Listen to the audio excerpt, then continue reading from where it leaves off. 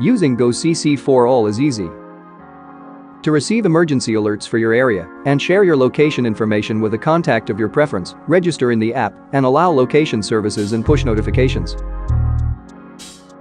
You have the option to register the first time you use the app or later by going to the emergency alert settings menu. If there is an emergency in your area, GoCC4All will notify you. Go to the alert screen and select the active alert to see its details. GoCC4All will send your location information automatically when a severe emergency alert is sent out to your area. You can also select the SOS button at any time to send your location information. To read captions, go to the Watch TV screen and tap on one of the TV channels. The default configuration is set up for using a Braille display. In the Braille settings section, you can configure the line size of your Braille display and select the time that each caption will be present.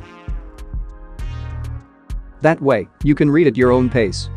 You can also select between 6. and 8. uncontracted Braille. If you prefer to read captions using the screen of your device, turn the Braille mode off and go back to one of the TV channels. You can enlarge or reduce the size of the captions by touching the screen with your thumb and index finger and separating or pinching them. You can also use the voiceover feature of your device to follow live captions.